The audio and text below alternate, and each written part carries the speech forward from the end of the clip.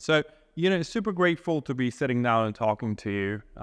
As I was saying right before we started rolling, that I feel like I'm sitting with Sam, but like a version of myself, but better when it comes to Thank you. Very neuroscience, when it comes to nutrition, when it comes to talking about longevity and the science of anatomy and health optimization, especially when we're talking about the connection of food and brain.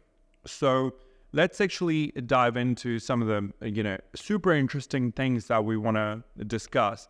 But just so our people, friends, family, our audience can actually understand a little bit more about you, would you mind giving a quick synopsis of your background, please? Of course. So I have a bachelor's degree in psychology. I have got a master's degree in neuroscience. I specialize in neurodegeneration.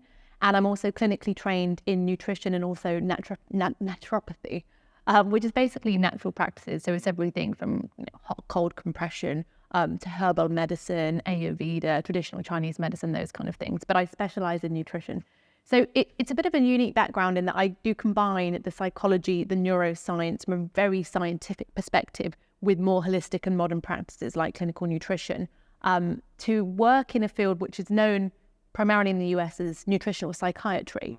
And we don't really have that in the UK, but it's something that we're starting to look at more. Glad to see. That's great.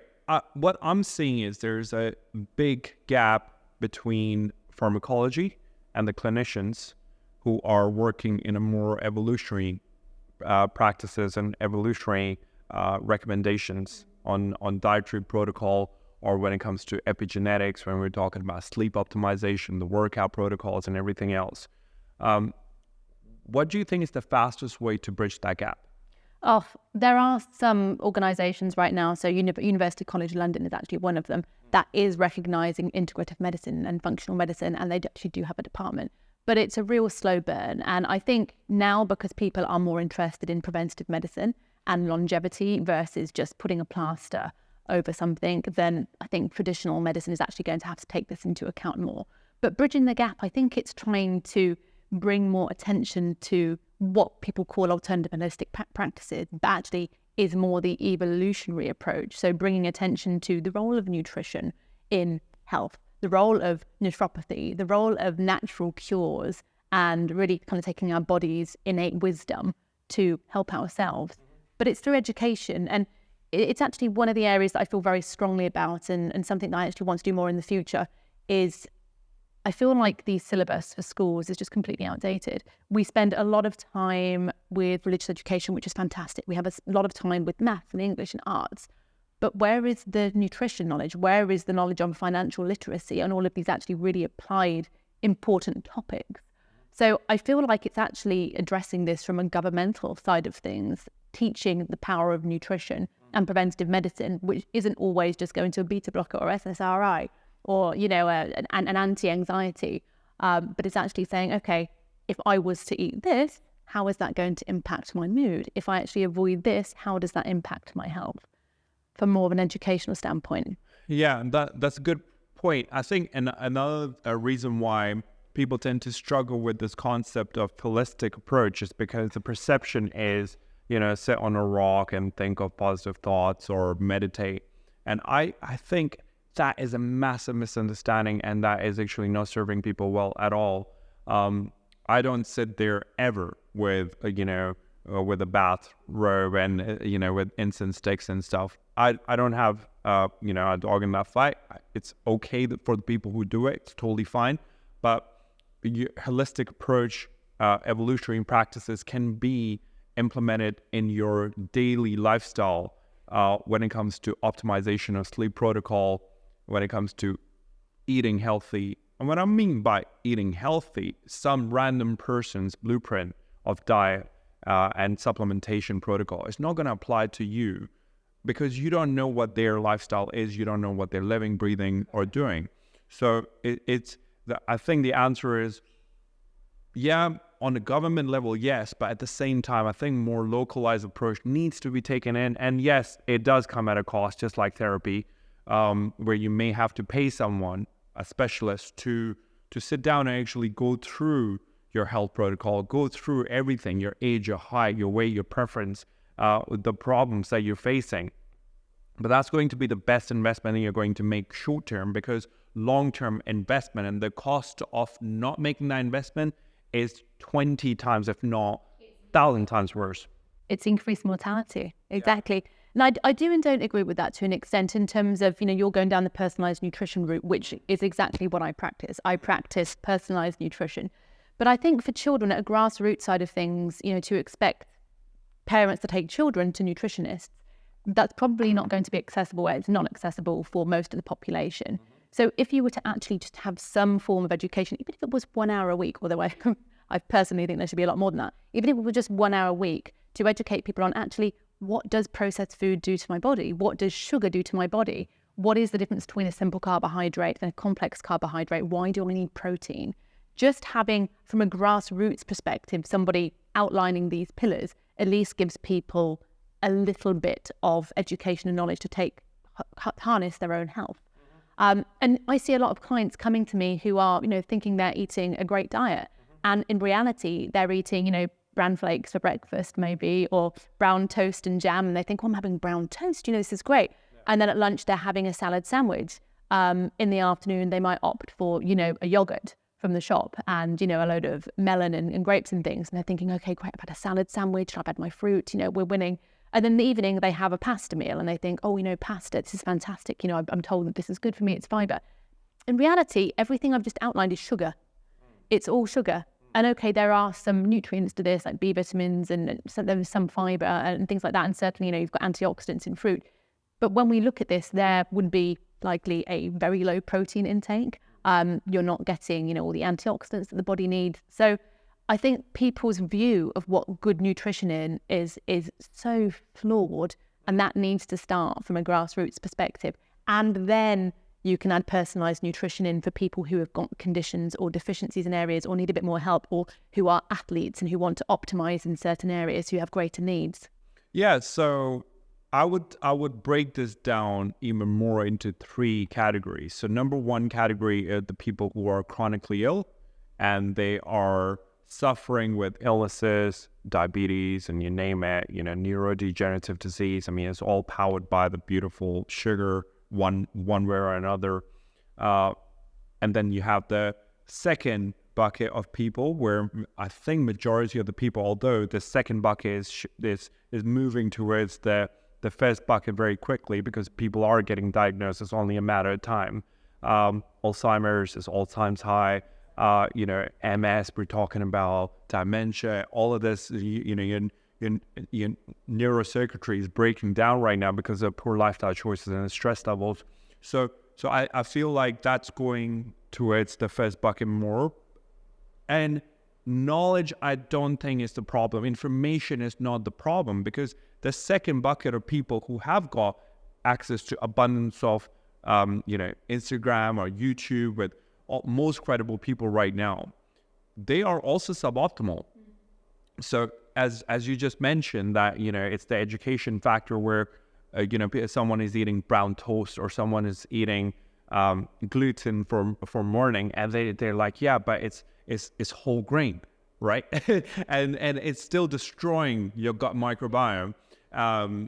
And that suboptimal category is huge. That's a big. And then we have the third bucket, which is going to be the elites, the people who understand exactly how the body works, and they're very close to that blueprint. And they just need fine tuning. They do the fine tuning. So I think I wouldn't say that everyone should be, although I would say probably the best investment that you can make to be in that final bucket.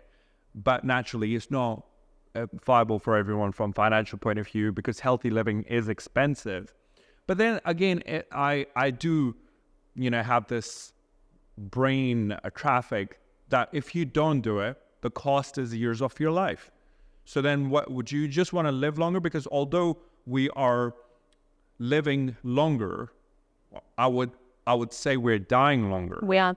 Right. We're now in a state of purgatory, actually, because, we are living longer, and that's an issue, because it's one of the contributing issues to us having higher degrees of Alzheimer's and degenerative disorders. We're not meant to live that long, but the issue is now we are living longer, but in less nourished conditions with less nutrients. and we're turning to medical care, which is drugs. And, generally speaking, medical arena has done an amazing job at helping people who are, very depressive, who have suffered trauma, everything. And, they're amazing. Our NHS is phenomenal. However, what it's doing is by giving somebody a pharmaceutical drug, generally speaking, is extending their life. It's not curing them most of the time. It's just managing the state. So they're not dying, but they're also not getting better, and they're in this awful state of purgatory. Yeah. So with longer living now, and people living into their 90s, although that actually is decreasing back down for many people now, back into the 80s. Yeah. We're going to see more neurodegenerative conditions like Alzheimer's and like multiple sclerosis and Parkinson's disease. Yeah, so this is super interesting because I want to also talk about the fact that how do people actually start to take some accountability for their health and not rely on NHS, their GPs, their physicians, the doctors, oncologists when it comes to things like cancer for healthcare. Because I often, in my health practice, me being the lead clinician and talking to other people who work within our practice, I always say, guys, you have to actually pull that, reference and tell that difference to your clients that we do not specialize in medical practice. We don't do what NHS can do, which is huge. I mean, if I break my leg, I'm running to NHS, right? I need that scan. I need to get that fixed up. But NHS is not responsible for healthcare. And this is very crucial because I think in the ideal world, every single person should be well equipped with, especially in the abundance of information we have now, we should be well equipped with, the right knowledge for our body's blueprint. But people, their priorities might not be, set correctly. I also think that our priorities should be health, wealth, family, and then sharing and love and creating. So how would you say that that would be your blueprint as well, or would you say it's different? No, 100% that would be my blueprint. And I think we have to look at, as you've kind of alluded to, the difference between medical care and healthcare. So medical care, as we know it, is designed to look at deficiencies or chronic and acute illnesses. So proper disease states. So when you have a blood test with the doctor, what they're looking to rule out with, maybe a colonoscopy is bowel cancer or IBS or Crohn's or something like that. If somebody has chronic diarrhea, it doesn't necessarily mean, and their test results come up fine. Are they fine? No, they may not have bowel cancer or Crohn's disease or ulcerative colitis. But the issue here is that medical care arena is designed to look at disease states and not optimal functioning, which I think is what you're alluding to here as well. And there is a large range of what is optimal and suboptimal and what is a disease state. And the range that medical services work in is very, very broad. So if you were down here on the suboptimal side of things, like near to zero, as long as you're not below the zero, then you don't have that disease. You don't have that condition. Does it mean you're functioning optimally? Absolutely not. And that's where we have the big state of individuals here who they may not have a disease, but they are certainly not functioning to the best of their ability. And, cognitive dysfunction, brain fog, food reactivity, all of those things and more sit within that range. Yeah. And that's where preventative medicine or functional medicine and holistic health comes in, looking at, okay, you aren't deficient in this, but actually you're really, really low in this, or actually your transporters aren't working properly. What are your predispositions? You actually need more of this. And it's looking at all of those things in tandem, not just if somebody has an outright blatant deficiency, to maximize health. Yeah, I agree. Something we were discussing right before we started the camera roll was the fact that both of us had a late night, right? You had your own situation. I had my own reasons, but we were both popping magnesium pills. It would be quite interesting to actually break down what, in your opinion, is the optimal protocol from supplementation point of view or from habits point of view when you've had a late night or if you are just struggling to sleep. So I'll share mine and then you can actually modify that. So I would say for me personally, if I'm struggling to sleep, I would try to stay away from my phone, because that light exposure, even at such small scale, blue light, red light, orange light, it doesn't matter. It's still an exposure to your light, because through your eyes, you're sending signals to your brain that it's time to wake up, right? So that exposure, I turn my lights in my house down. I go into my bedroom, which is all dark, fully dark. I have a tiny light. When I struggle to sleep, I read, but I read with that tiny lamp next to my bed. So that would be number one. So stay away from your phone as much as possible. Turn down the lights in the whole house. That would be number two. Number three for me is magnesium for sure. It massively helps me relax. Number four is chamomile tea. Always helps, puts me to sleep like a baby. Also, reducing my body's internal thermogenesis massively helps, because I find if the room is anything above, say, 20 degrees or 19, I can't sleep. I need the room to be super cool. And that is something that I learned from Matthew Walker's book, Why We Sleep, which doesn't, break down. He studied, sleep for 25 years, and some fascinating stuff in that book. What I learned is not only what happens when we don't sleep, but also there's some really good studies on how do you optimize the sleeping. So those are some of the things that I actively keep an eye on. And if I'm struggling to sleep, if I'm really, if I'm twisting, turning, and I'm now starting to stress about not being able to sleep, it actually stops me sleeping, because I'm trying so hard. So I normally just get out, have another cup of chamomile tea, read a book for about 20 minutes or so, and try bed again. And that normally tends to work. What's your protocol? It's very similar to that, Sam, and you're very well versed in this area. So as we were saying earlier, we're both on the dark side here, so we're both maximising our body's own abilities here. I would reiterate a few of those things, but just to kind of take a step back here, when we're looking at light, there is a reason that light is so disruptive, right? We have evolved to wake up when the sun comes up in the morning and to wind down and go to sleep when it gets dark. So evolutionary, this would change with the seasons. In the winter months, we would actually spend more time sleeping and hibernating because it's darker. We wouldn't have the artificial light. Whereas in today's world, what we have is an exposure 24/7 to artificial light.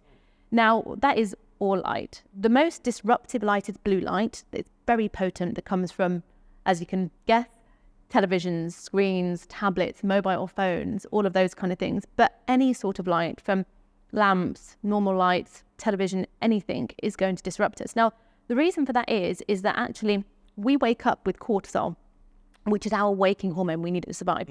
It's also our stress hormone, but we'll get onto that in a little bit. But cortisol wakes us up. And then in the evening, when things go dark, cortisol reduces and melatonin, our sleep hormone, increases. Light suppresses melatonin and increases cortisol, especially blue light. So what we have is, when we're looking at our phones before bed or televisions, and I think most people in this day probably watch the television for at least half an hour before bed. Unfortunately, maybe not you, you're all right, but many people do. And we have lights on, we don't sit in a dark house. The issue with that is that we're telling our brain, it's light, it's daytime, you should be up. So we're suppressing our sleep hormones and we're increasing our waking hormone, cortisol. Now, this is exactly the same if you get up in the middle of the night. Unfortunately, if you're going to go to the bathroom in the middle of the night because I don't know whether you've got hyperglycemia, so diabetes, and you tend to use the bathroom a lot in the evening, or if you've drunk water too close to bed, getting up and just turning the light on in the bathroom within just a few seconds, like 30 seconds exposure to bright light, impacts melatonin and cortisol, suppressing melatonin.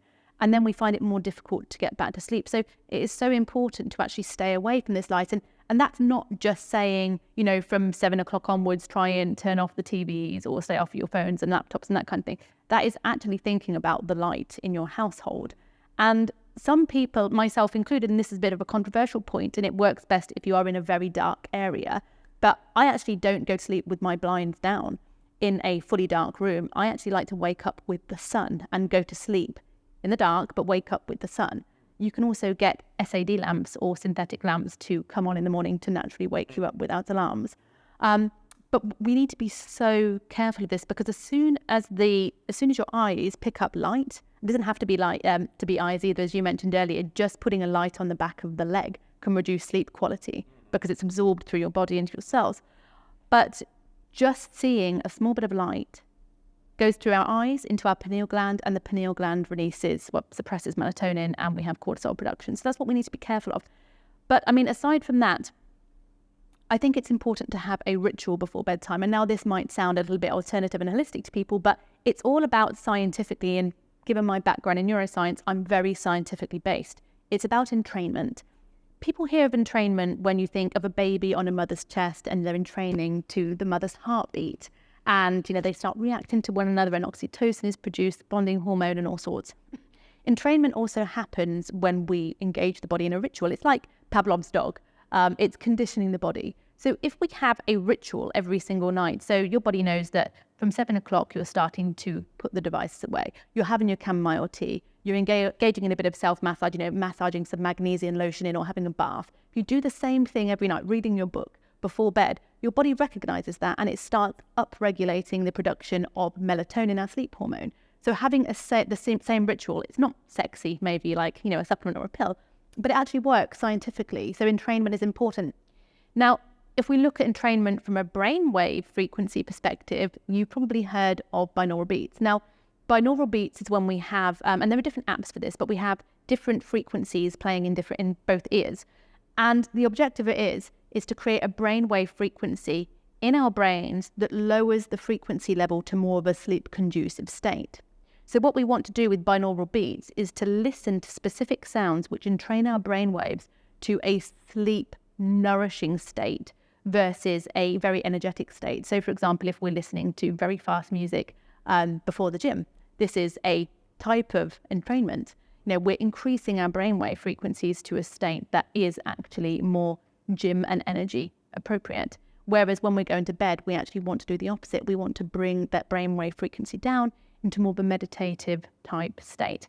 And it's also one reason why meditation for some people does work, because it's looking at brainwave frequencies and it's putting people into that sleep conducive state just through a different means, not just music, but by calming the mind. And actually research shows that monks who are doing a lot of meditation have lower brainwave frequencies, and they're almost going through the day in a state that would be synonymous with meditation and with sleeping, more like REM sleep and deep sleep as well. So they are spending their day in that kind of hallucinogenic almost period of brainwaves. How do you measure brain frequency? There are devices out there now that do measure it. I mean, we don't all have the option of going into a hospital and having the pads put on our head and everything and looking at, fMRIs and things like that. But scientifically, you can use music and you can meditate to lower them. So the studies that were conducted, they specifically tried these methods? Yes. Wow. Okay. So tell me about this brain frequency, because I always feel like, when I am training, when I'm at the gym, listening to something which I really enjoy, which is fast beat or something that gets my blood going, something which is, again, something that I absolutely love, or something that is producing stress. I feel like that's producing things like neuroepinephrine in my brain. And I literally just use that as fuel.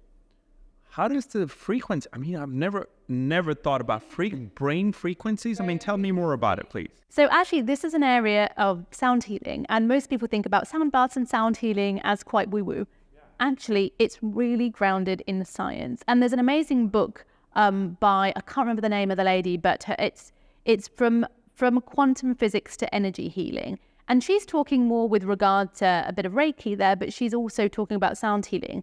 And because I come from a science perspective, if I'm looking at anything like this, I want to see the science, I want to see the research, I want to see the meta-analysis. But sound healing is something we all practice, and we don't realize it. We hear it and we think, oh, that's, woo-woo BS. But actually, we're all practicing it. When you're sad, you tend to listen to sadder songs, and it encourages that emotion. When you're angry, you listen to maybe some angry rap or something fast beat. That encourages that emotion. when you need to go to the gym and you need to be energized, you're listening to a specific soundtrack. And again, it has a physiological impact on the body. Likewise, when we need to calm down, we can actually utilize sound. And it's not just all about dolphin sounds, right? Binaural beats is a good example of something a bit different. But we want to use sounds to calm the brainwaves. And actually, there is that stereotype of people putting the incense on and the candles and listening to dolphin sounds. There is actually some grounding in that from a scientific perspective. I don't go home and I certainly don't listen to dolphin music. I think I've done that once in my life at a very low point. What's the dolphin music? Well, dolphin sounds and those kind of things. I think I've only done that once in my entire life, and I'm sure most women have at some point. But it's that stereotype, somebody listening to hypnotic dolphin sounds. Actually, there is some truth in that. That's the extreme, but it's because it entrains the brainwaves and it brings the frequency down to a low level that's more conducive, as we're discussing here, with regard to sleep, or as we discussed a second ago, with regard to exercise. So actually listening to something meditative, whether it's binaural beats, which entrains the brainwaves, whether it's something that just brings the frequency down, it's like more kind of slow meditational music, and classical music can be great for that too. But all of that alongside sleep hygiene practices regarding light and to do with what you're eating in the evening really impacts sleep quality. And if we look at this now from a slightly different perspective, from a food perspective, eating too late at night means that, taking it back at the moment, we're not really meant to eat as soon as the sun starts going down. That goes back to our circadian rhythm. As soon as the sun starts going down, our digestive processes slow down. Now, what we're doing is, if we're eating an hour before bed, as a lot of us do, and I'm no saint. I am forced to sometimes if I've been working on 3 different companies until 10 o'clock at night. But what we're doing is we're straining the digestive system and we're forcing it to try to digest something when actually our blood supply to our gut has slowed down. Our digestive motility has slowed down. Our secretions to break down food has slowed down. And what that does is not only put strain on the body, but it wakes us up. So we want to try and avoid that. And there are certain nutrients we can also take in the evening to help us sleep. And you've outlined chamomile tea, which is fantastic. There are other herbals like passion flower and skullcap and lemon balm, which are fantastic for circular thinking. They're fantastic for anxiety. They're natural sedatives that help us to sleep. So you can get a lot of these on the internet, but Neal's Yard actually do some, Neal's Yard Remedies, it's not just a fromagerie. They have a place in Covent Garden, you can buy it online, but there are so many herbal places on the internet these days where you can buy these and you can make teas out of them. And actually, it's not just about chamomile, it's about creating yourself a sleep concoction that actually has natural sedative properties. And things like Montmorency cherry, it's often used by the athletic community because it has anti-inflammatory properties. What most people don't know is it also is a precursor to melatonin. So we can take Montmorency cherry, and there is a supplement called Cytoplan. Cytonite is the actual product that they do, and they utilize things like L-theanine, which helps to calm the nervous system, which we can go on to later, alongside Montmorency cherry and a number of other types of phytonutrient to help produce melatonin and to encourage good quality sleep. Got it. And going back to the 2 things I want to talk about, one is the anabolic window between 10 and 2 a.m. When most of the secretion happens of melatonin, serotonin, oxytocin, growth hormone, testosterone, and other good stuff. So the how crucial that is. But just stepping back a little bit about the frequency, I'm so blown away by this because that's super fascinating. That's something that I've not really looked into too much, but it makes perfect sense. Would you say when we are in that calmer state, which will explain why monks, they actually are so relaxed and their brains, they operate in a different chemical secretion pattern, would you say that it slows down the signaling of neurons between the neurocircuitry? Is that what happens? So brainwave frequency is not directly linked to neurotransmission. You know, our brains are firing left, right, and centre because of other bodily processes. But what it does, it helps to quiet the mind, calms the nervous system. And to an extent, yes, if you were to look on functional MRIs, you would see a slowing in certain areas. So you would see, and certainly when they've done studies on monks through fMRI, looking at functional imaging, you can see that certain areas of the brain light up more and certain areas are slightly quieter compared to the average Joe who doesn't meditate. So it's a fascinating area from a scientific perspective, and people are still learning more about that every day. It's an area that when I first came out of doing my neuroscience master's degree, I was particularly fascinated by the impact of yoga and meditation from a neuroscientific perspective. And this was back in 2012 time. It just so happens now that's where all the research is. You know, a lot of people are researching into that alongside things like the gut-brain axis and what they now refer to as psychobiotics and things like that, which is fantastic. It's nice to see that we're no longer just focused on things like oncology or, you know, fiber, which we can also go into.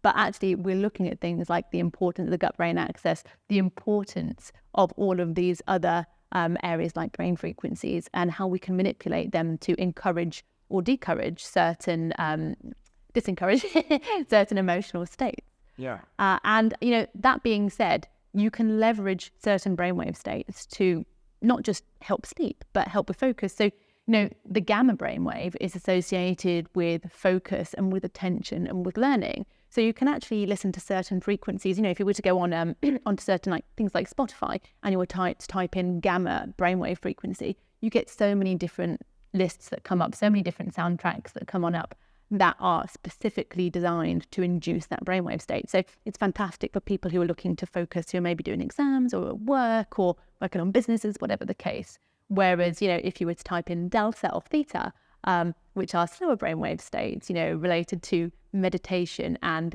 even, you know, hallucinogenic type. People use it when they want to feel like they're lucid dreaming or when they're looking to go into hypnotic states. You can utilize these to manipulate your mood. Got it. Okay, so let's play some brain games. And I want to talk about 3 things that you would say that we are, you know, that I've just thought of those 3 things, but I would say 4 things. I'll mention these 4 things and you can elaborate why this has to be done and why this is superfood for the fatty brain, fat head, I call myself, right? So well, the brain is mainly made up of fat, so you are not wrong. And it's very demanding when it comes to caloric uptake. So some of the things for me personally that I focus on, and I literally see an impact of that on my cognition, my brain health, how I function. I would say from fat's point of view, I would say fish, very good quality fish, omega-3s, super critical. Extra virgin olive oil is like insane, but like the highest quality I can get my hands on. That's one investment I don't hold back on. Number 3 would be the upregulation of grass-fed beef. So amino acids through grass-fed beef. And I would say number 4 would be antioxidants such as blueberries.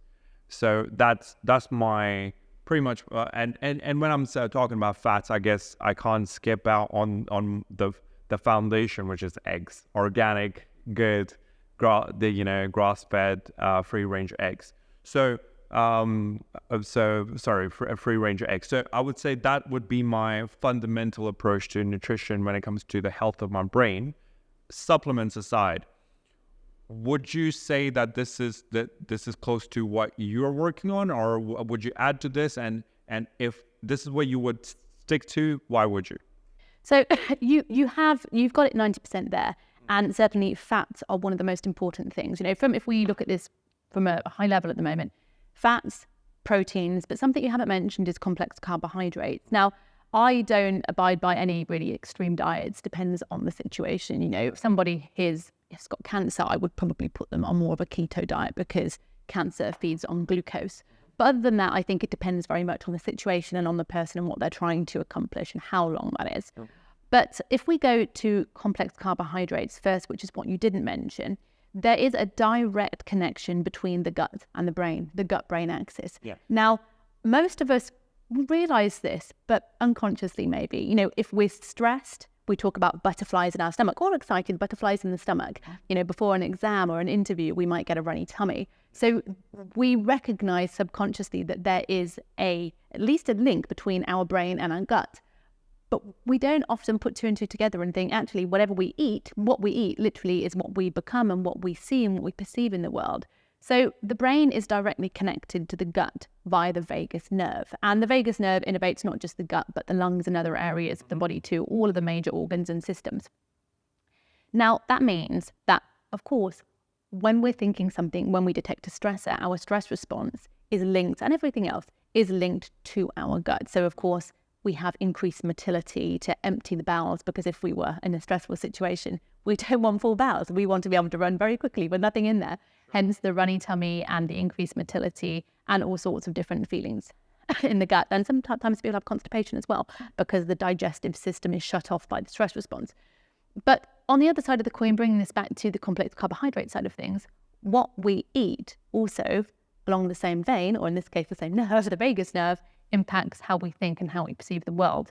And actually there are many studies that show that the amount of fiber that we have in our digestive tract, in our diet, which directly feeds our microbiome, which is our community of bacteria living in our gut, directly impacts mood disorders. And not just mood disorders, but cognition, brain fog, psychiatric disorders like multiple sclerosis, Parkinson's disease, Alzheimer's disease, all of these neurodegenerative diseases impacted by the community of bacteria in our gut.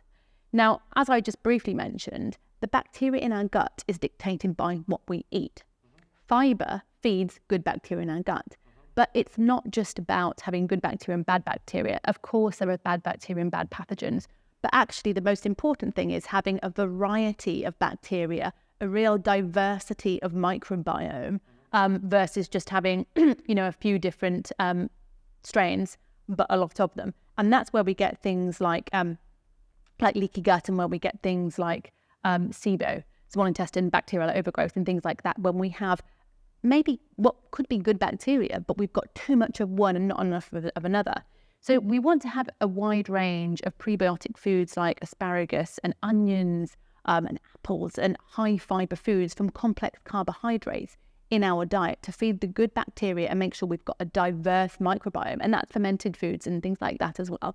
And we can leverage probiotics for people who are in extra need to then innovate through the vagus nerve our brain and communicate to have good brain health. And, going off piste a little bit and getting a little bit into the weeds here, we do need to pull back to the other macronutrients that you mentioned. But actually, short chain fatty acids, which are a byproduct of bacteria eating substrates like fiber and things like that. Short chain fatty acids, research suggests, protect the blood-brain barrier, which is the barrier between our brain and our blood, which prevents pathogens from getting in. So from that perspective, actually a healthy brain means the integrity of our gut, of our diet, of the microbiome, having a really diverse and a nourishing microbiome, which means also avoiding sugar and processed foods, and supporting the blood-brain barrier through things like short-chain fatty acids, again, which is down to what we're eating in terms of complex carbohydrates and fiber, like those, skin-on sweet potatoes, root vegetables, and things like that. That's good. It's good that you've given a longer answer to this, because it's not as simple as have fish, eat protein, have eggs, because this might be my preferences, this might be my go-to, but a lot of people, they might not be okay with eating grass-fed beef, or they may not be eating eggs. So they're like, okay, what kind of other things? It's quite interesting that you mentioned complex carbohydrates. For me personally, I do have carbs every day, but I do tend to manipulate my carbohydrates around my workout protocol. And the reason why I do that is because I like to use carbohydrates for the up regulation of protein into my cells. So, and the rest of the day, I'm on very low carbs. So in your experience, in your clinical practice, obviously from what you have studied, does slow or low carb also works when you're switching your primary fuel source to, say, ketones, or would that not work? Would that just basically create problems? Because I think that what I personally speaking, I like to stay away from the binary approach. I think a lot of life does fall into a gray zone.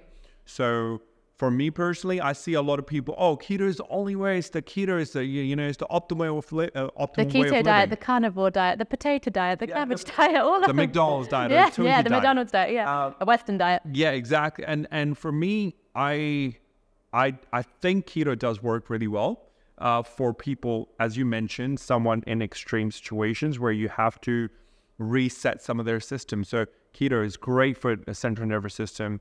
It's great for lowering down the fermentation of sugar, just stopping it in case of cancer situations. But for me, keto is not sustainable.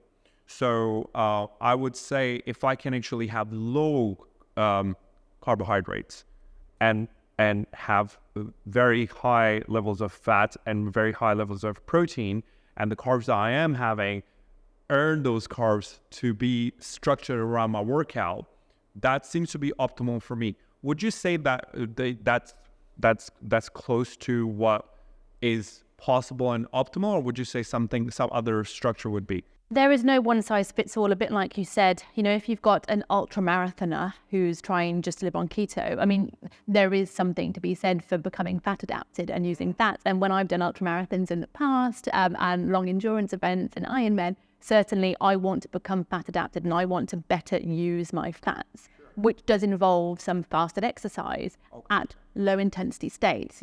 High intensity means you need glucose.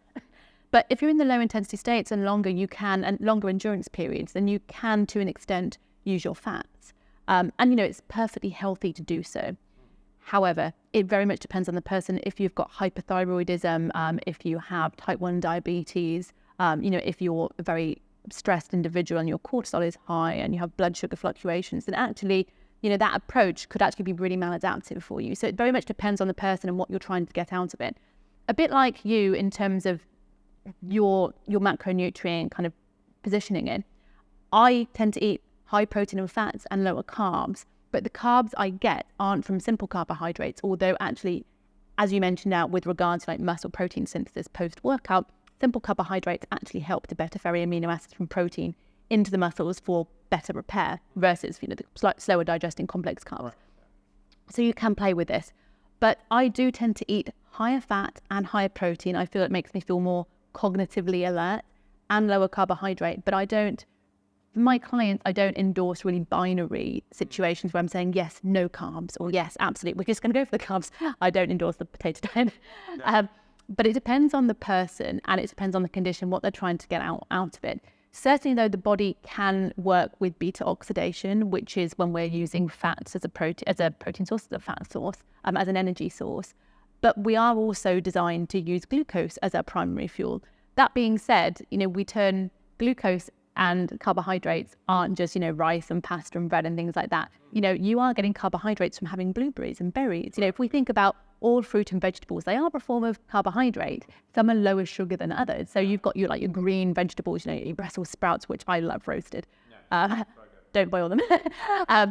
Cabbage, kale, leafy greens, spinach, all of those things are perfectly great carbohydrates, just not in maybe the sense of, white mashed potato as, people, especially us Brits, might think of a carbohydrate. They're different types. So actually looking at your carbohydrates and saying, okay, not all carbs are equal. Complex carbohydrates are great, but actually getting carbohydrates from, leafy vegetables, cruciferous vegetables, root vegetables, berries, actually is a great way of keeping your glycemic index down. Glycemic index being the amount of glucose and sugar in your vegetables, or in your fruits, in your carbohydrates. And also looking at what you're eating from a fat and protein perspective.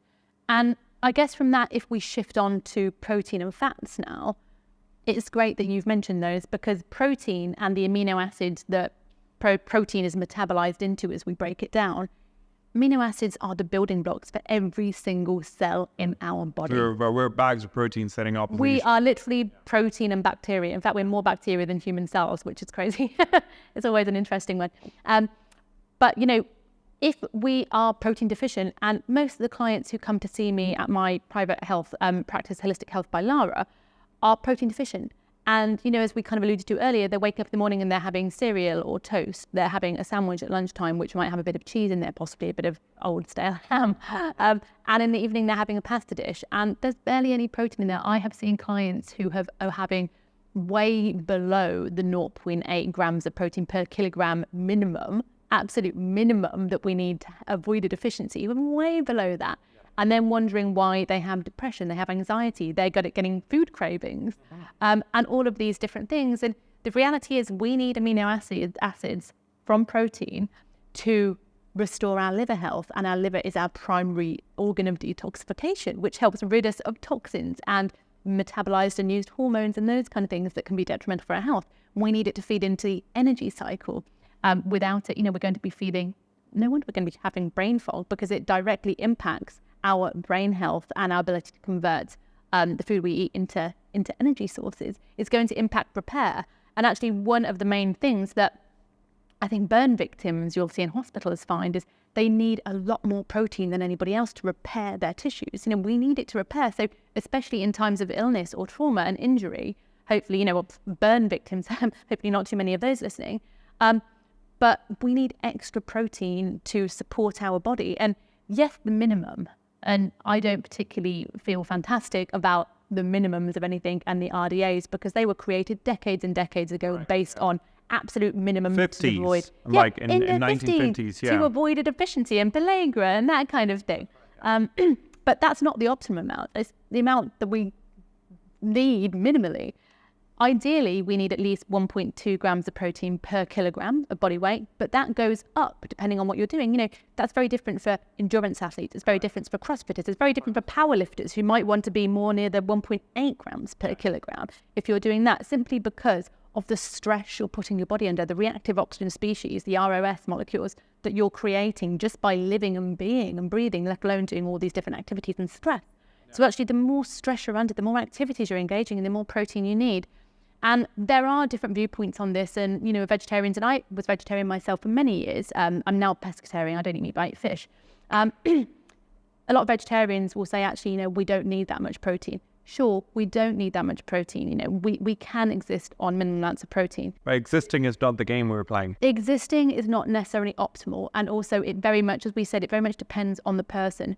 People who have got liver cirrhosis and things like that, or people who have got certain conditions, meaning they need different amounts of protein, need to listen up here, because there is not a one size fits all. And it's also the same with fats. And, you class kind of fats and fish in two separate categories here, but, it's the same thing. Like the main thing we want in our body, one of the main molecules that we use is fats, whether that's omega-3 fatty acids or the wider umbrella of fats that we can get from oily fish. And the best fish being the SMASH fish, use the acronym, salmon, mackerel, anchovies, sardines, and herring, which have got the most oil in those omega-3s. Yeah. Now, our brain runs on fats. In fact, it's mainly made up of fat. Yeah.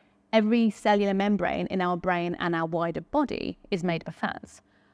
And it dictates not just our body-wide health, but also our ability to think, our moods, what we call our executive function, which is generally our frontal cortex, which is the ability to attend information, to learn, to plan, to remember, our drive, our motivation, but also our emotional regulation. So anxiety and mood and things like that, the ability to control our impulsive instincts. It's all governed in our brain and our brain health.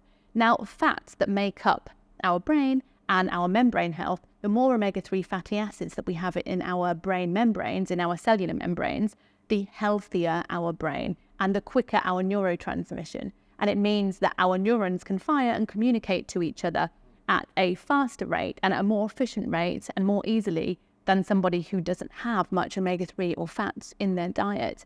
And actually you'll find, and there are many deficiencies, but you'll find in mood disorders like depression and even things like Alzheimer's that omega-3 and in ADHD and bipolar disorder and all of these types of psychiatric conditions, that omega-3 is one of the main deficiencies, alongside things like B vitamins and magnesium and iron and zinc, which all contribute to brain function too. So it's so important to get the omega-3s in. And, you know, from a different perspective, omega-3 is what we need for hormone production. So we actually use omega-3 to create what we call DHEA. And DHEA is like, you can call it a master hormone from which we make our sex hormones. So testosterone, estrogen, and also cortisol. And I mean, on that vein, there is something called the cortisol steal, which is where our body preferentially makes cortisol, because it's not just our stress hormone, it's our waking hormone, it keeps us alive, over making sex hormones. So people who are very stressed, who have stressful jobs, and it doesn't need to necessarily be, you know, occupational stress, it could be emotional stress. You know, maybe you're with the wrong partner, or you have a very unsettled background, and, you know, hopefully not in an abusive household, but, you know, these things are happening more and more. But physical stress too. So overtraining at the gym, doing too much high intensity activity versus low intensity in rest days. When that cortisol is up, your body preferentially makes cortisol over testosterone and estrogen. And then you find women who are overtraining or who are overworked, and men who can't get pregnant, or who are finding they're not getting gym results and gains because they have this high cortisol, which is stealing from DHA the ability to make testosterone, estrogen, and sex hormones. We're going off on a bit of a tangent there, and we haven't even mentioned inflammation. No, it's crazy, because I think when it comes to, we can talk about training next, and this is why I feel so passionately about the right amount of macronutrients implemented in your lifestyle. Because I'll give you an example. I was literally training a couple of days ago, and this guy came up to me. He was like, "Dude, what's your cycle? Like, what's your gear?" I was like, assuming I knew you're on exactly what he was referring to. I was like, cycle? Well, I drive normally, so I don't cycle. Right? Yes, very good answer. So like, I'm not a one for cycling, but I was like, look, listen, what's your questionnaire? And he was like, well, you're clearly on some cycle of steroids, so it'll be good. Why don't you just share and be? And I was like, I'm not on anything, but one thing I can tell you is, why don't we actually just compare our lifestyle and epigenetics? And he didn't know what that meant. And then let's see where the gaps are, okay? So I had like 2 minutes. I had a call at like 5 minutes later. So I was like, let's talk about this, right? I wanted to help the guy, because he does train really hard. Every time I'm at the gym, even when I've gone at different hours, he's there. I'm like, this guy doesn't break. Yeah, so just to give you an example, he's in his mid-40s. He's skinny fat, so muscle hypertrophy is on the floor, and you know, retaining good amount of like fat, even intramuscular fat, because there's zero definition. I don't mean to judge the guy, but to me, it was like we were talking about, you know, evaluating each other based on the diet and the lifestyle. He drinks alcohol every single week. He was like, I only drink like twice a week. I'm like, oh, okay, that's like great for you. But I was like, okay, it would be a little bit easier if I actually tell you what I do, and then let's see if it's marginally different to yours. So I was like, every morning I have 4 eggs. He was like, that's so much cholesterol. Sorry, this skips my mind. You probably did say cholesterol, and this is a big thing we need to get onto next. Eggs and because cholesterol. I did mention the LDL and HDL. I did go down It's a big fallacy, eggs and cholesterol, which we'll go on to. He's like, I was trying to explain to him the difference between HDL and LDL, and he was lost. So I was like, I need to pull this back. But I was like, okay, so eggs. He was like, I don't know what. I was like, let me just explain everything that I'm doing, and I'll tell you the reason why I'm doing it. So I have eggs every morning, and that's after my first thing every morning is I do 25-minute brisk walk on an uphill treadmill, or if it's not raining outside, right? That's on a fasted, so I drink water first thing in the morning. I have my athletic greens. And then I would jump on the treadmill, and that's my pre-breakfast protocol for about 5 days a week. And then I would have my breakfast, which is gluten-free oats. And then I would have cinnamon on that for, you know, the benefits of cinnamon we can dive into next. And with a banana, half a banana. And then I would have my eggs on the side, just scrambled eggs. So that's first thing in the morning. Right after that, I had my resistance training for an hour and a half, 5 days a week. Once I've done that, then I basically have my lunch, which would consist of at least 55 grams of protein and about 40 grams of fats. And then depending on the carbohydrates, I will manipulate how heavy I've trained and what body part I've trained. But my every single meal, so I eat about four times on average a day. At every time I eat, there's at least around 50 grams protein. On top of this, I also take egg whites. I drink egg whites, which is organic, free-range source. So ultimately, from my body weight, so I'm 94 kgs. And for me personally, that's the right amount of protein upregulation that I have to provide to my body in order to recover, rest. And this is all done before 7:30, 8 p.m. latest at nighttime. So after that, I'm on chamomile tea, and I'm not drinking, and I don't drink alcohol, which suppresses and kills your testosterone, by the way. So, and it also increases aromatization, so it actually feminizes people. Correct. So man booze, which he was guilty of. So many people don't like it when you say the beer you're drinking is feminizing you. Yeah, exactly. Well, yeah. Especially because it's associated with the gruff rugby man. Correct. And love handles. Yeah, exactly. Yeah. It's not the greatest look, but so by the way, I broke all of those things down, and I was like, okay, I can give you a rationale for all of this, but do you see a difference between, and also I sleep 8 hours every night, and I wake up fresh, and I'm not on any pills, and my supplement protocol is omega-3s, highest source, organic cod liver oil. I have magnesium glycinate. I have my athletic greens, which is a combination of 75 different, micronutrients. So I was like, that's my supplementation protocol, because my diet is on point, and D3K2, right? So I take drops of that with my athletic greens. So I was like, now this is my blueprint. This is not steroids. How close are you to this, including the drinking and the sleeping? He was like, and what's your stress like? He was like, yeah, it's like the opposite. I'm like, that's why you look the opposite to me. And then what you're looking for is a quick answer, a pill to actually fix you. It's unfortunate that in the century we live in, the 21st century, that people just want, whether a medical doctor or a green doctor, because I still get people coming to me who don't want to do the hard work. They just want a pill. They want, even if it's a natural pill, they want a pill, which is why I work primarily with food, but also with supplements to give added bonus. But, people don't want to put the hard work in. They just want something as a quick fix. And, the reality of the situation that you were looking at with the chap from the gym is that the alcohol is going to be, obviously it's sugar in itself, but it's also increasing his nervous system stress response and his cortisol. And he's probably overtraining by the sound of it. He's in there all the time, which means his cortisol is going to be high all the time. You said he had, I think, a stressful lifestyle, which means his cortisol, his stress hormones, again, going to be high. Now, cortisol is linked to insulin, which is the hormone that allows us to absorb glucose from our blood into our cells, but it's also a fat storing hormone, because if we have glucose present, we don't need to be burning fat. So as soon as our body detects that, we suppress fat burning, okay? Fat metabolization. This is why the two different energy sources, like beta oxidation, which is the fat burning side of energy, and then glucose, they're different pathways. They don't work in tandem together. Relationships nowadays, or even historically speaking, I understand that, both men and women are, from evolutionary psychology point of view, are trying to substantiate the credibility of the other person as a good primate. So, the men to be in a good, stable financial position, them not to look healthy, be in good health, be, nice persons, not a bad personality. And by the time you put those three things together, those are very realistic and very good expectations. Oh, 100%. But when you are coming to the table of that date or relationships to say, what can I take from this? That's a very bad starting point.